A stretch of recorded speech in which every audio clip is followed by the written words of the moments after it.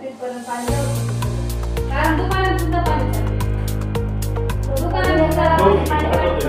आणि sir problem असा आहे की आता हे जे कृषी उत्पन्न बाजार समितीच्या समोर जे आहे ना तिथं नालीच नाही आहे. मग आता हे पाणी जाणार कुठं? मग तेच काहीतरी म्हणजे त्याच्यावरती असं तुम्ही एक डागडुजी तरी करा की जेणेकरून कसं हे पाणी हां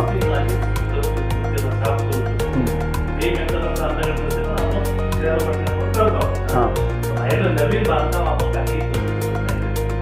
बरं ठीक आहे साहेब. आणि दयानंद कॉलनी कवडाशा बाबाच्या जवळ एवढं पाणी साचलेलं आहे की मुलांना आहे ना अक्षरशः म्हणजे त्या पाण्यामधून काल परवाच्या दिवशी 15 ऑगस्टच्या दिवशीच एक मुलगा पडला पाण्यामध्ये.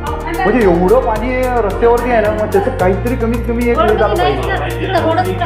नाही पाऊस ठीक आहे पण कसं आहे एक उतार नाल्याचे उतार पण असे आहेत की म्हणजे इकून चढ आहे म्हणजे पाणी आतमध्ये थांबते.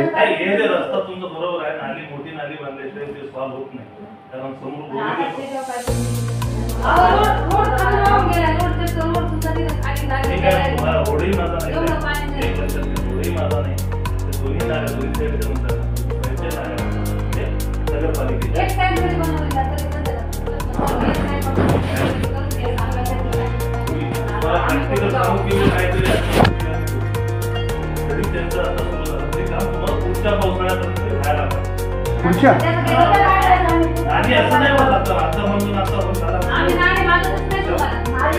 नाली सध्या नका करू पण काहीतरी त्याच्यावरती उपाययोजना करा. सगळ्यात मेन काय आहे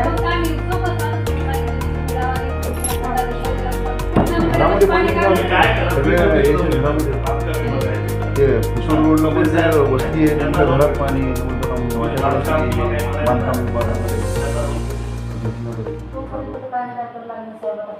मी काय म्हणतो अधिकार क्षेत्राच येत नाही. मी तिथं काम कसं करणार?